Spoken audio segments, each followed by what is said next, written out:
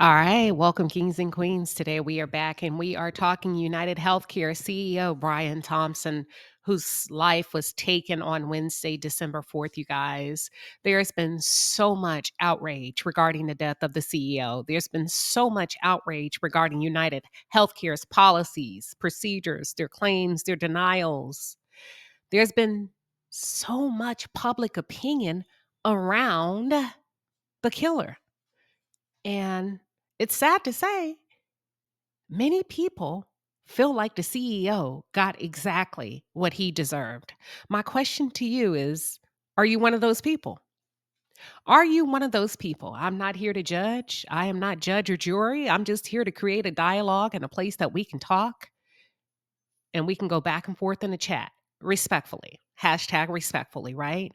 What are your honest thoughts? Do you feel like I'm going to say this. Obviously, no. Absolutely not. I do not condone the taking of anyone's life. My condolences, I've said it before. I'll say it again. My condolences go out to Brian Thompson's family, his wife, his children. Um, it was a brutal murder. You know what I'm saying? It is what it is. But people are talking, and that does not stop people from expressing their opinion. And in this situation, it seems to be the consensus is he got exactly what he deserved. Do you share the same thinking? Put it in the chat. Do you is what are your thoughts around all of this? And then we're going to jump in here in just a second. But I want to hear your thoughts. Wow. Okay. All right. So we're gonna get started. Today we're here to talk about the very disturbing similarities between CEOs and psychopaths. CEOs and psychopath. Forbes magazine did a study back in 2013, and they gave a lot of narrative regarding the disturbing link between psychopathy and C-suite leaders in corporate America. We're going to get into that. Now, if there's a disturbing link between psychopathy and leadership, can we automatically assume that the same character traits may exist and should exist with contracted killers? I am going to talk about it both ways. And who's the psychopath, in your opinion? Who was the most wrong? Was it the CEO or was it the contracted assassin? Was it the killer? Before we get into that, the New York, the New York Police Department has released two additional photos of the suspect who was linked to the killing of the United Healthcare CEO Brian Thompson. What did I tell y'all? I hate to be the kind of blogger and or content creators that gets on her microphone and said, I told you, I told you, I told you. I'm going to just say, instead of saying I told you, I'm going to say I expressed my opinion that I heavily believed that the assailant, the contracted professional, may have been of a different race from a different country. I don't know. If you've been following me, do you remember that? Look at the photo. I said initially when I saw the photo of him in Starbucks, I thought, very different features, and you know, okay. Let me keep it real. I feel like I'm trying to dance around it. Initially, I thought he has characteristic structural features of a woman. No pun intended. And I said, this leads me to believe that there could be a possibility he is not from this country. I don't believe he's American. And then I honed in and I said, and I shared with you all, I said, I'm thinking maybe somewhere from Russia. Well, now that we've got a close up photo, we can rule Russia out. That was my first one. And then I said maybe Middle Eastern descent, because I remember initially in the reports, people were outraged, right? In particular communities, because law enforcement, FBI described the assailant as a light skinned male, which pissed some people off. People did not like that. They say, hey, you need to be careful, dude, because that can insinuate that he is African American, light skin. So as I began to look, I said, you know why? I can see why law enforcement could describe him in that manner because although he's white, he has this texture to him. His skin has a little bit of an olive tone. So I think that's what they meant when they said light skinned. You know what I'm saying? So my second guess was Middle Eastern. And then I said, well, maybe I'm going to say Albania. Look at this photo. Did I get it close? Was your girl close? Was your girl close? And I know some of you in the chat, I cannot remember your name. You've been very active. You said, yes, he definitely looks to be Southern European or Balkan, Greek, Albania, Armenian, or Armenian descent. Listen, we're close. We're close.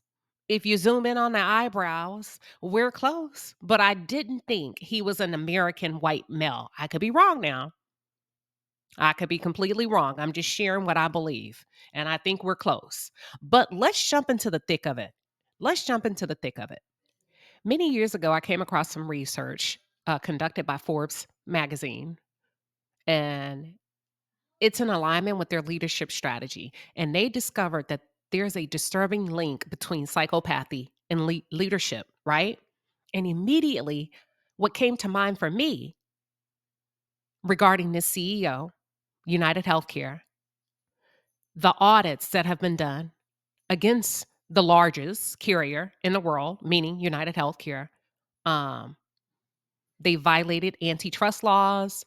Brian Thompson and two of his compadres were under investigation for insider trading, all of this stuff, right? Immediately, what came to me is the Enron scandal. I don't know if you're familiar with the Enron scandal, but it was a massive accounting fraud that led to the bankruptcy of the American energy company, Enron. I think it was in 2000 or either 2001. Okay. The company's executives, it was Kenneth Lay and Jeffrey Skilling. They were prosecuted for fraud related crimes. Now, Ken Lay actually ended up taking his life.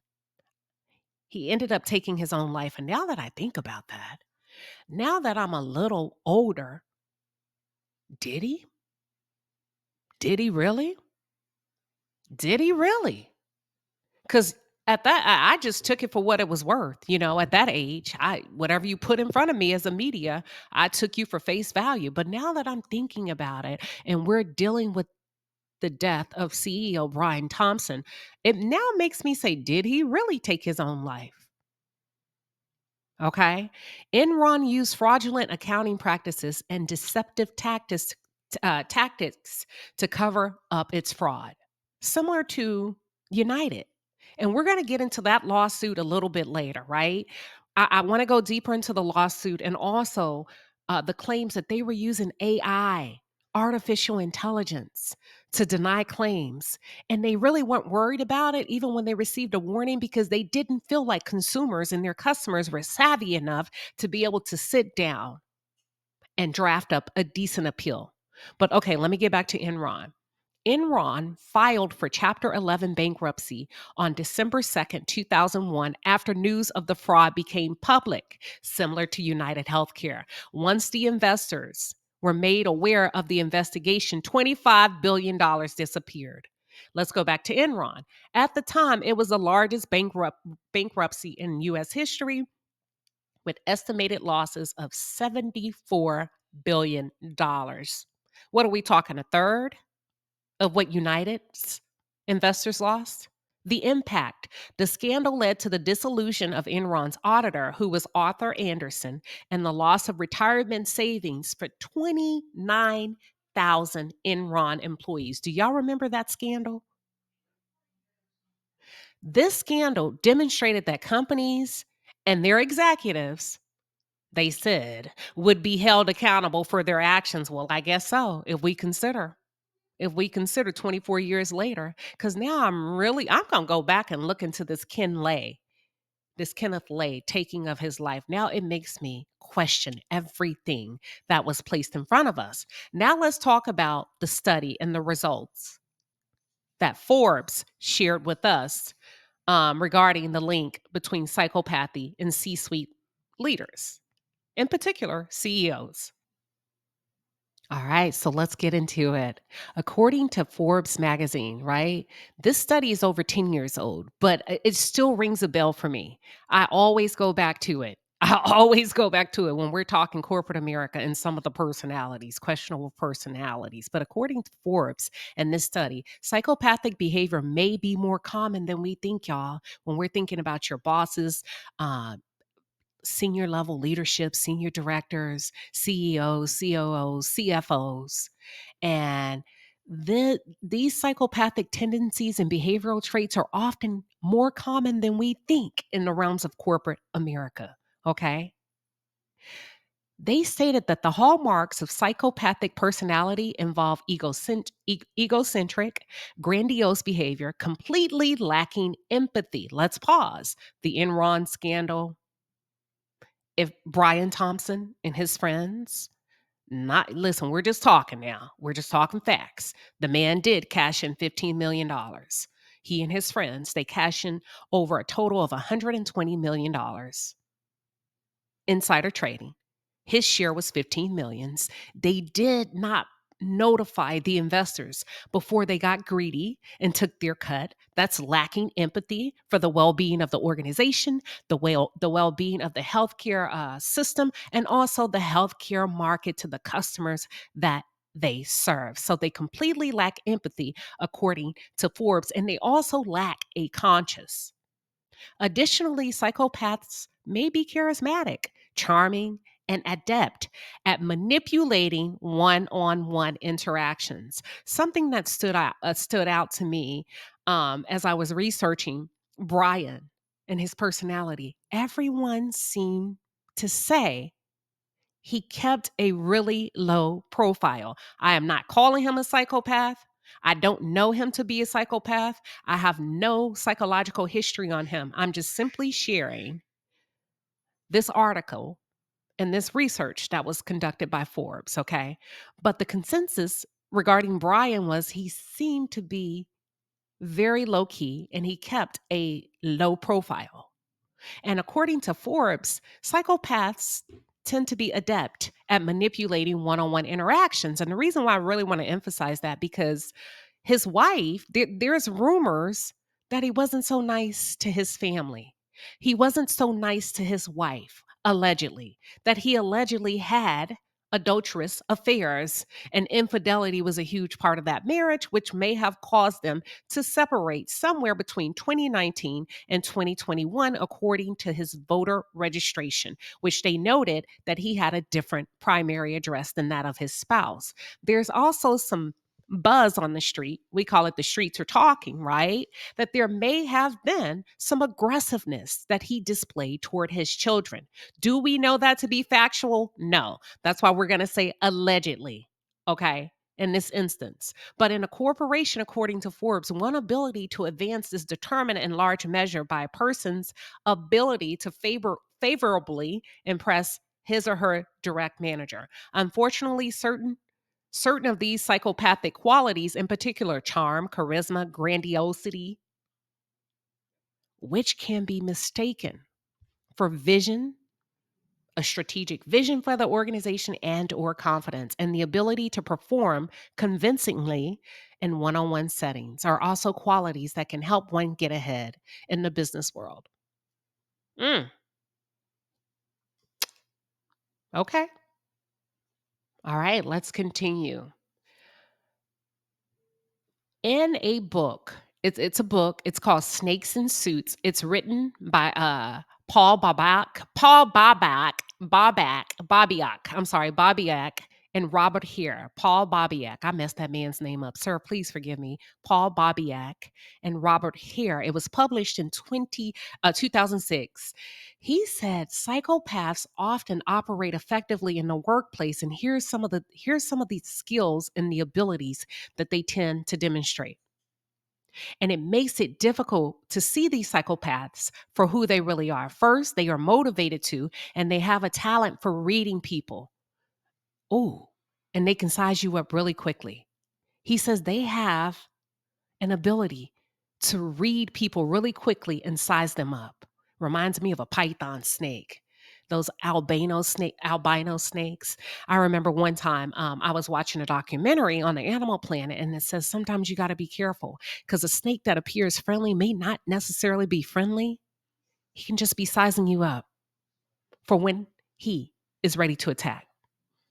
So, according to this book, they identify a person's likes and dislikes, motives, needs, weak spots, and vulnerabilities. Second, many psychopaths come across as having excellent oral communication. Not me, y'all, not me. Hold on now. In many cases, these skills are more apparent than real because of their readiness to jump right into a conversation without the social inhibitions that hamper most people. Third, they are masters of impression management. Somebody break that down for me in the chat. Impression management. Can somebody elaborate? Their insight into the psyche of others combined with their superficial but convincing verbal fluency allows them to change their situation skillfully as it suits the situation in their game. Wow. Okay. However, the author said this is where you need to be careful because many psychopaths are not suited for the business environment, which is why we see the likes of scandals when we talk about Enron, healthcare corporations, dirty money CEOs, dirty cops, all of these schisms and isms and systems and fraudulent individuals. They're actually not suited for the business environment, and some do not have enough social or communication skill or education. What? To interact successfully with others. Education. Because, hell, corporate America wants us to believe that in order to be a CEO, you're booted and suited in education. Not according to this article. Not according to the research. Most of them lack. They don't have enough communication skill or education to interact successfully with others. I can see that. I can see how there's a lack of empathy coming from the healthcare system to the marketplace. When we talk about the denial of claims, refusing to give anesthesia for a surgery that goes a little bit longer than what you think it should, I can see that. But they rely instead on threats, coercion, intimidation, and violence to dominate others to get what they want. If we think about passive threats, passive coercion, passive intimidation, passive violence to dominate others, some of you feel like United Healthcare has blood on their hands because they denied people the medical intervention that they needed, which has caused some people to lose their life. Would that be considered violence? Would that be considered like more of a sophisticated level of violence? I don't know. I'm asking you. You tell me. Typically, such individuals are manifestly aggressive and rather nasty and unlikely to charm victims into submission. Maybe that's some of the trait he allegedly exhibited to his family, relying on their bullying approach instead. This book is less about them than about those who are willing to use their deadly charm to con and manipulate others. All right. How prevalent are psychopaths? How prevalent are they in corporate America? Listen to this, and then we're going to jump to the same character traits of the killer. Watch this. I may need a glass of wine after this. So, watch this. In 2010, Paul Bobiak and Robert Hare, they had the opportunity to examine psychopathy in a sample of 203 individuals. That's an odd number, huh? 203 individuals from numerous corporations, management development programs. While these individuals were not yet at the top of their game, you know what I mean? They were in the making. They were being groomed, fast tracked to be well suited in the organization, right? The study's findings were disturbing, according to this research, bearing out the large amount of anecdotal evidence the researchers had long been gathering. The research showed that approximately 3% of those assessed in this management development program study scored in the psychopath range. Scored in the psychopath range, well above the incidence of 1% in the general population. Y'all, do you hear that? They said that if you take the same study and you just dump it to regular people like you and I, general population, there's an incidence, like there's an incidence of 1%, right? 1% of us may be psychopaths. But with CEOs, y'all, and corporations, these leaders, approximately 3%. So there's more psychopaths, oh, in corporate America than they are with you just passing a regular guy on the street. By comparison, the incidence of psychopathy in prison population is estimated to be around 15%. Wow, 3% versus 15% of incarcerated prisoners. What are your thoughts? What are your thoughts? Now, let me be clear because we have to be fair. We're not saying that you go to work tomorrow on Monday accusing folks of being a psychopath. We're not saying that. We're not saying every leader in corporate America is a psychopath. No, absolutely not. But there is a 3% incidence of most. If you get them all in a room, honey, from every corporation, and you get them in a room, 3% of 200, 203. Okay. Oh my goodness. Let's move on. So that's a little bit about the study that Forbes was able to conduct. And a lot of this information was substantiated. Although somewhat uncomfortable and it could be disturbing, depending on where you sit in corporate America and what your personal beliefs are, I just gave you the research. But let's shift over to the traits, the behavioral traits and personalities for professional killers, right? Individuals who engage in such activities. Here's some of the common personality traits that they share. Now we're focused on the person, people that are hired to professionally, and they're professionally trained to kill. Number one, they lack empathy. Many contract killers exhibit a significant lack of empathy, allowing them to detach emotionally from their actions and the consequences of their violence. Same thing for a CEO, according to Forbes magazine. The disturbing links between a CEO and a psychopath is a lack of empathy. And now, the top number one behavior for a professional killer is also a lack of empathy. A lack of empathy. Coldness and detachment. They often display a cold demeanor, showing little emotional response to situations that would typically elicit strong feelings in others. Remember, in the research that Forbes conducted, it says oftentimes some of these C suite leaders do not possess the social they don't have the social characteristics to even be in business because they can't relate. They're empty. Same thing, right? Okay.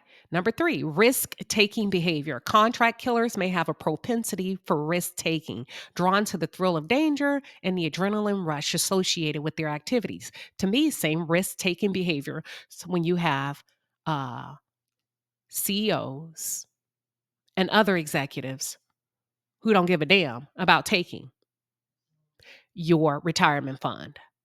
Enron, we're talking 29,000 employees lost their pensions and their retirement. Risk taking behaviors. You see the similarities? Number four, high levels of manipulativeness. Successful hitmen often possess strong manipulative skills, allowing them to deceive others and navigate complex social situations to achieve their goals. I can say, you know what? That's spot on. Didn't he go to Starbucks? Complex social situations, staying at a hostel, taking a bus into town, avoiding cameras, knowing where the cameras were. Okay, number five, impulsivity. Some may act impulsively, making quick decisions without fully considering the consequences, although many are also calculated and methodical. My thing is this. Well, let me ask you this. Do you feel like this person, this man, I think he's young too. Why is that important? Do your research. Do your research. Do the psychological research around why the military tends to recruit younger, because younger individuals are more likely, it's easier. It's been reported that it's easier for them to kill. To kill. It's easier to influence them to kill. But when we think about impulsivity, right? Do you feel like this killer, this person is going to be caught? What are your thoughts on that? And let me tell you why I ask you that. I think he won't. I don't think he will. But now that I'm reading number 5, it says some may act impulsively, making quick decisions without fully considering the consequences, although many are also calculated and methodical. I think the only way he would get caught is be if he starts to talk or does something in the next year or two, the next couple of months, that will put a trail on his tail. Number 6, a low conscious. They have a diminished sense of guilt or remorse about their actions, often rationalizing their behavior or viewing their work as just a job. This was just a job to him. He smiled on the camera. This was just a job. And that's why I don't think it was an amateur. I think it was a professional that could make the job look sloppy like an amateur. But also, a low conscience can be associated with CEOs, right? The link that Forbes did. A low conscience to be able to take that money, deny people claims, fail to pay out, you don't want to pay for medical procedures. And not only that, you stealing from investors? Dude. Number 7, discipline and focus. Effective contract killers typically exhibit a high degree of discipline and focus, allowing them to plan and execute their task with precision. Yes, he did. Remember who was in my chat? One of you, man, y'all are good. Somebody nailed it down. You said this was definitely a professional. I should have taken notes. And you said he was such a professional. He didn't wait a whole hour. He came with 5 minutes to spare. This was definitely the work of a professional. I would have to agree with you. Exhibiting a high degree of discipline and focus. And not only that, I think his meal regimen and his physical regimen, his physical routine keeps him in fairly decent shape. Because whomever this person is, to me, he's in wonderful shape just based on what I can see. Not no bulging muscles. I'm talking about lean and mean like a killing machine. Number 8, paranoia and distrust. Given the nature of their work, they often exhibit paranoia and a lack of trust towards others, which can affect their relationships and decision making. Now, we probably wouldn't see that, but if he's ever caught and we find out that he has a girlfriend or some type of intimate relationship, that person may share details of paranoia and distrust. Number 9, narcissism. Some may show narcissistic traits, including a grandiose sense of self importance and a need for admiration, which can drive their violent actions. Same thing that we saw in CEOs, a godlike complex. I know you told me not to curse, ma'am. Somebody got in my chat and say, please stop cursing. My family's watching. Okay, I'm not going to curse, but I really wanted to say something. But I told you I'm going to try, so I'm going to work on it. Number 10, adaptability. They may be highly adaptable, able to think on their feet and adjust their plans in response to changing circumstances. And we know that this killer was adaptable. He was in the hood. They spotted him in the hood. What were you doing at Frederick Douglass's house in New York? That is the hood. So we know he's highly adaptable. That's scary to me that you can be in a Starbucks and be standing next to a professional and not even know it. That you could be down at the tennis court and be standing next to a professional and not even know it. That you can be in a convenience store. Listen, that's scary to me. These traits can vary widely among individuals, and not all contract killers will exhibit all of these characteristics. Additionally, many of these traits can be found in various degrees in individuals outside of criminal context. Listen, who's the real killer here? United Healthcare, the CEOs of organizations like this, or the men that are hired to put individuals in their place when someone sends them? Let's talk about it. What are your thoughts?